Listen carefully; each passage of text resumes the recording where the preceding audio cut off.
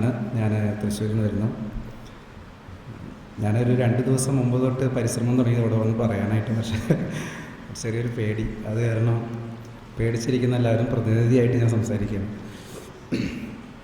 എനിക്ക് കുറേ കാര്യങ്ങൾ എനിക്ക് ബോധ്യം കിട്ടി, അല്ലെങ്കിൽ ഒരു തിരിച്ചറിവ് കിട്ടി.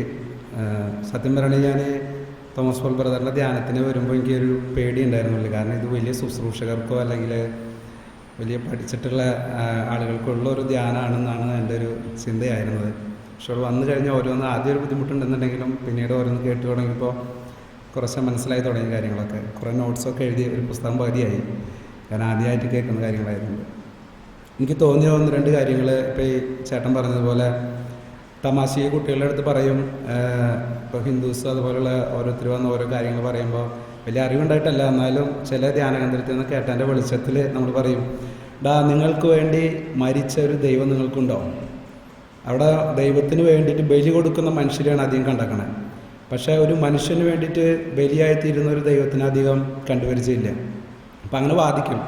അതൊരു തമാശയ്ക്ക് വാദിക്കുന്നതാണ്, വലിയ ബോധ്യത്തിലൊന്നുമല്ല. പക്ഷേ ബ്രദർ ഇവിടെ ക്ലാസ് എടുത്ത് ബ്രദർ പറഞ്ഞു, എനിക്ക് വേണ്ടി പ്രാർത്ഥിക്കുന്ന ഒരു പരിശുദ്ധാത്മാവ്, എനിക്ക് വേണ്ടി പ്രാർത്ഥിക്കുന്ന ഒരു ദൈവം എനിക്കുണ്ട് എന്നുള്ളൊരു തിരിച്ചറിവ് ഒരു ക്ലാസ് കേട്ടപ്പോഴാണ് എനിക്ക് തോന്നിയത്. അപ്പം അന്ന് തമാശയ്ക്ക് പറഞ്ഞതാണെങ്കിലും ഇപ്പം അത് ഇനി ചെന്ന് പറയുമ്പോൾ കുറച്ചും കൂടിയും ഗൗരവത്തിലും ആഴത്തിലും പറയണം എന്നുള്ളൊരു ബോധ്യം എനിക്ക് കിട്ടി. പിന്നെ ബ്രദർ പറഞ്ഞു മരണത്തെക്കുറിച്ച്, ഭയത്തിനെ കുറിച്ച് പറഞ്ഞു. സത്യം പറയണ ഡയലോഗൊക്കെ പറയും, പക്ഷേ ഒന്ന് കല്ല് തട്ടി വീഴാൻ പോയാൽ എന്തെങ്കിലും നമുക്ക് കർത്താവ് ചതിച്ചാൽ പിന്നെ അങ്ങനെ ഒരു ഉള്ളിലൊരു പേടിയുണ്ട്. പക്ഷെ കർത്താവിന് വേണ്ടി എന്തെങ്കിലും ചെയ്യണം എന്ന ചെറിയ ഒരു തീരുമാനത്തിൻ്റെ പുറത്ത് ജീസസ് യൂത്തിൽ അങ്ങനെ കുറച്ച് കാര്യങ്ങളൊക്കെ പറ്റുന്ന രീതിയിൽ ശ്രമിക്കാറുണ്ട്, അതുപോലെ പ്രവർത്തിക്കാറുണ്ട്. ഇപ്പം ഇന്ന് ബ്രദർ പറഞ്ഞപ്പോഴാണ് എനിക്കൊരു പുതിയൊരു കാര്യം മനസ്സിലായത്. മരിച്ചു കഴിഞ്ഞാലാണ് കൂടുതൽ ശക്തമായിട്ട് പ്രവർത്തിക്കാനായിട്ട് സാധിക്കും. അപ്പോൾ പിന്നെ മരിച്ചാലും വലിയ കുഴപ്പമില്ല എന്നുള്ളൊരു തോന്നൽ ഉള്ളിലുണ്ട്. പിന്നെ 1-2 കാര്യങ്ങൾ, ആദം ഹവ്വയുടെ കാര്യം പറഞ്ഞു, ബ്രദർ പറഞ്ഞു. സത്യത്തിൽ ഞാനങ്ങനെ തന്നെ വിചാരിച്ചിരുന്നത്. പലപ്പോഴും ചിന്തിക്കാറുണ്ട്, ഈ ആദം ഹവ്വ ഉണ്ടായത് കൊണ്ട് ഇവർ ഈ പണി പറ്റിച്ച കാരണമാണ് ഇപ്പം നമുക്ക് ഈ പ്രശ്നങ്ങളൊക്കെ ഉണ്ടായത്. അവർ നല്ലോണം പോലെ നടന്നിട്ടുണ്ടെങ്കിൽ നമുക്ക് കുറച്ച് സുഖമായിരുന്ന കാര്യങ്ങൾ ചിന്തിക്കാറുണ്ട്, തമാശയ്ക്ക് പറയാറുണ്ട്. പക്ഷെ ഇന്ന് ബ്രദറിൻ്റെ ഈ ക്ലാസ് ഇപ്പം ഞാൻ ഒരു സ്ഥലത്തും കേട്ടിട്ടില്ല. ഡിവൈനിലും ഒക്കെ ധ്യാനം കൂടിയിട്ടുണ്ട്. പക്ഷെ ഇന്നാണ് എനിക്ക് ആദത്തിനോട് അവയോട് ഒരു ബഹുമാനം തോന്നി. കാരണം പാവങ്ങൾ അവർ അങ്ങനെയല്ല എൻ്റെ കിടപ്പ് എന്നുള്ളത് എനിക്ക് അങ്ങനെ മനസ്സിലായത്. കാരണം ഇപ്പോൾ ഞാൻ ബ്രദർ പറഞ്ഞിങ്ങനെ ഓരോരുത്തരോടൊന്നൊരു കാര്യം പറയുമ്പോൾ ഞാൻ അതിനെക്കുറിച്ച് ഇങ്ങനെ ഒന്ന് ആലോചിച്ചു. അപ്പോൾ എനിക്ക് മനസ്സിൽ വന്നൊരു കാര്യം, ഇപ്പം ഞാൻ താമസിക്കുന്ന വീടിൻ്റെ തൊട്ടപ്പുറത്ത് ഒരു 5ൽ പഠിക്കുന്ന ഒരു കൊച്ചുകുട്ടിയുണ്ട്. അപ്പോൾ അവൾക്ക് വണ്ടി വരുമ്പോൾ അമ്മ ഇപ്പം മഴക്കാലമൊക്കെ ഉള്ളത് കൊണ്ട് അവൾ പുറത്തേക്ക് ഇറങ്ങുമ്പോൾ അവൾ റെയിൻ കോട്ടൊക്കെ ഇടിച്ച് അവളെ അമ്മ വിടും. അതുപോലെ വണ്ടിയിലേക്ക് കയറാറാകുമ്പോൾ അമ്മ ഓടിയോണ്ട് പറയും എന്തെങ്കിലും മറന്നുണ്ടോ, അതും കൂടി എടുത്ത് കയ്യിൽ വെച്ചിട്ട് ഇതും കൂടി വെച്ച് മറക്കല്ലേ എന്നൊക്കെ പറഞ്ഞ് പെടും. ഞാൻ ഇതിനെക്കുറിച്ച് ചിന്തിച്ചപ്പോൾ ആദം ഹവ്വത്തിൻ്റെയും ഏദൻ തോട്ടത്തിൽ നിന്ന് പറഞ്ഞയക്കുമ്പോൾ കർത്താവ് ഒരു കുപ്പായം അണിയിച്ചിട്ടാണ് വിടുന്നത്. അപ്പോൾ ഒരു അമ്മ ഒരു കുഞ്ഞിനെ മഴ വരും, നീ മഴ കൊള്ളണ്ട എന്നുള്ള ഇതിൽ കരുതലോടുകൂടി ഒരു ഇത് അയച്ചു കൊടുക്കുന്നു. അതുപോലെ അവരിറങ്ങി പോകാൻ നിൽക്കുക. അവസാന നേരത്ത് കർത്താവ് പറയുന്നു, ഇപ്പോൾ അമ്മ കൊച്ചുകുട്ടിയുടെ അടുത്ത് ചോറ് മാത്രം കൊണ്ടുവന്നത് ഈ മറക്കൽ എന്നിൻ്റെ ആരോഗ്യത്തിന് എന്നൊക്കെ പറഞ്ഞ് കൊടുക്കുന്ന പോലെ പിതാവ് പറയാണ്, പേടിക്കേണ്ട, നിങ്ങൾക്ക് ഞാൻ എൻ്റെ പുത്രനെ അയക്കും, തിരിച്ചു വരും, നിങ്ങളെ ഞാൻ കൊണ്ടുവരും എന്നുള്ളൊരു കാഴ്ചപ്പാട്. അപ്പോൾ ഒരു അമ്മ കുഞ്ഞിനെ കരുതുന്ന പോലെയുള്ള ഒരു കരുതൽ ആണ് ഏദൻ തോട്ടത്തിൽ നിന്ന് അവർ വിടുമ്പോൾ പിതാവിനുണ്ടായത് എന്ന് എനിക്ക് ഇപ്പോൾ പറഞ്ഞപ്പോഴാണ് എനിക്കത് മനസ്സിലായത്. പിന്നെ വിധിക്കരുത്, വിധിക്കപ്പെടും എന്നുള്ളൊരു കാര്യം സത്യത്തിൽ കുമ്പസാരത്തിനൊക്കെ പോകുമ്പോൾ ബ്രദർ പറയാനുള്ള പോലെ തന്നെ പാപങ്ങളെ കുറിച്ചിട്ടുള്ള ലിസ്റ്റ് എഴുതി ഉണ്ടാക്കും. കാലത്തൊട്ട് ഉച്ചവരാതാണ് പരിപാടി, കുറച്ചധികം ഉണ്ടാവും. പക്ഷെ ഇന്ന് കുമ്പസാരം അത്രയും കൂടെ ഹാർഡായില്ല. കാരണം 1-2 കാര്യങ്ങളെക്കുറിച്ച് മാത്രം ചിന്തിച്ച പ്രധാനമായിട്ട്. കാരണം പാപത്തിൻ്റെ 10 കൽപ്പന അത് ശീലിച്ചതുകൊണ്ടോ അല്ലെങ്കിൽ ചെയ്തത് കൊണ്ടോ സ്വർഗത്തിൽ പോവില്ല. നീതി പൂർത്തിയാകുന്നത് കർത്താവിൻ്റെ കൃപയാലും അത് പൂർണ്ണമാകുന്നത് യേശുക്രിസ്തുവിലുള്ള വിശ്വാസം വഴി കൃപയാലാണെന്നാണ് പറഞ്ഞു. അപ്പോൾ അതൊരു തിരിച്ചറിവായിരുന്നു. ഞാൻ ഈ പറഞ്ഞ പോലെ പാപത്തിൻ്റെ കാര്യങ്ങളിലേക്ക് ഇങ്ങനെ ശ്രദ്ധിച്ചിരിക്കും. പാപം ചെയ്ത് അങ്ങനെ ജീവിച്ചാൽ കർത്താവിന് പ്രസക്തിയില്ല, മാറിയെന്നോ അങ്ങനെയുള്ളൊരു ചിന്താഗതി. അത് മനഃപൂർവ്വമല്ല, എന്നാലും പഠിച്ചതിൻ്റെ ഒരു വെളിച്ചത്തിൽ അങ്ങനെ ആയിപ്പോയി.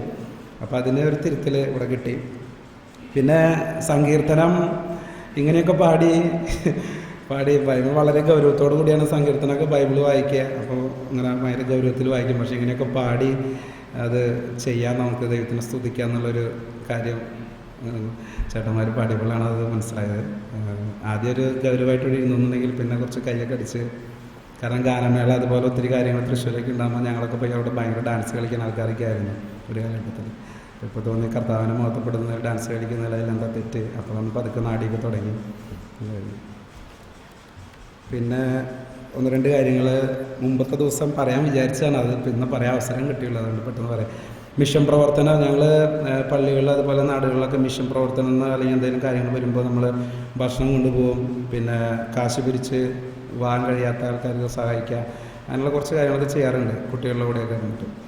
പക്ഷെ ഇപ്പോൾ ഇവിടെ വന്നപ്പോഴാണ് എനിക്കൊരു തിരിച്ചറിവ് ഉണ്ടായത്. നമ്മൾ ഒരു നേരത്തെ ഭക്ഷണത്തിനുള്ളൊരു വക കൊടുക്കലല്ല, അവന് ക്രിസ്തുവിലേക്ക് അടുപ്പിക്കുക അല്ലെങ്കിൽ ക്രിസ്തുവിന് അവന് കൊടുക്കുക. അത് നമുക്ക് ചെയ്യാൻ പറ്റിയിട്ടുണ്ടെങ്കിൽ, ഇവിടെ പറഞ്ഞ സിംഹം ഇര കിട്ടാതെ വിശന്ന് വലഞ്ഞാലും അവന് ഭക്ഷണമായിട്ട് സിംഹത്തിനെ പോലും തീറ്റിപ്പോറ്റി അതിൽ എല്ലാവരും തീറ്റിപ്പൊട്ടുന്ന കർത്താവിന് അവന് കൊടുത്താൽ കുറച്ചുകൂടി ഉപകാരപ്പെടും എന്നൊരു തോന്നുന്നുണ്ട്. അപ്പം ഇനി എന്തെങ്കിലും ചെയ്യുകയാണെങ്കിൽ ആ രീതിയിലാണ് എന്തെങ്കിലും കാര്യത്തിന് ഫോക്കസ് ചെയ്ത് പ്രവർത്തിക്കണം എന്നുള്ളൊരു തോന്നലുണ്ട്.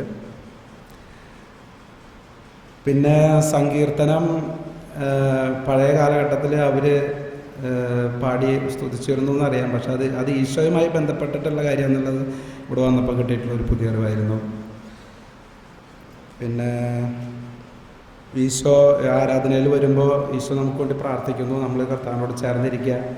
അതുപോലെ തന്നെ ഒരു കാര്യം പറഞ്ഞു, ഈശോനെ ആശ്വസിപ്പിക്കാൻ പറഞ്ഞു. എനിക്ക് കുരിശിൻ്റെ വഴിയൊക്കെ ചെല്ലുമ്പോൾ എനിക്ക് അതിൽ ഒത്തിരി ഇഷ്ടപ്പെട്ട ഒരു 2 ഭാഗമുണ്ട്. ഭക്തയായ വെറോനിക്ക, ഞാൻ കുട്ടികളോട് ഇടയ്ക്ക് പറയാറുണ്ട്, അതിൽ ഞാൻ വായിക്കുന്നൊരു ഭാഗമുണ്ട്. ഭക്തയായ വെറോനിക്ക, അവൾക്ക് കർത്താവിന് തിരുമുഖം തുടച്ചാൽ മതിയാകും, ചുറ്റും അടി ഇടിയും തൊഴിയൊക്കെ ഉണ്ട്, പക്ഷേ സ്നേഹം പ്രതിബന്ധം അറിയുന്നില്ല എന്നൊരു ഭാഗം. അപ്പോൾ എനിക്ക് തോന്നി കർത്താവിന് ഒത്തിരി വേദനകളുണ്ട്, അപ്പോൾ നമ്മുടെ വേദനകളും സമർപ്പിച്ച് കർത്താവിനൊന്ന് ആശ്വസിപ്പിക്കുക, നല്ലൊരു ബോധ്യം കിട്ടി. പിന്നെ കൃപയെക്കുറിച്ച് കൂടെ പറഞ്ഞു. ഞാൻ സത്യത്തിൽ കൃപ എന്ന് പറഞ്ഞിട്ടുണ്ടെങ്കിൽ എൻ്റെ ഒരു ധാരണ വരങ്ങളായിരിക്കും കൃപ എന്നാണ്. അപ്പോൾ ഒരു ചേട്ടനെ കാണുമ്പോൾ ഞാൻ പറയാറുണ്ട്, ആ ചേട്ടന് 3 കൃപയുണ്ട് കേട്ടോ എന്ന് പറയാറുണ്ട്. ദർശനവരം, രോഗശാന്തിവരം, അങ്ങനെയുള്ള കാര്യങ്ങൾ. പക്ഷേ ഇവിടെ വന്നപ്പോഴാണ് എനിക്കത് മനസ്സിലായത്. അത് ബ്രദർ ആക്ഷനൊക്കെ കാണിച്ച് വളരെ കൊച്ചുകുട്ടികൾ പഠിക്കുന്നത് കൃത്യമായിട്ട് പഠിപ്പിച്ചു തന്നു. ദൈവികത മാനുഷികതയുമായി ബന്ധപ്പെട്ട് അതൊരു മാനുഷികത ദൈവികതയായി മാറുന്നതാണ് കൃപ എന്ന് പറയുന്നത്. അപ്പം അങ്ങനെ ഒത്തിരി കാര്യങ്ങൾ എനിക്ക് പറയാനുണ്ട്. പറയാൻ നിന്ന പറയേണ്ട ആൾക്കാർക്ക് സമയം പോകും. അതുകൊണ്ട് പ്രൈസ് ദി ലോർഡ്.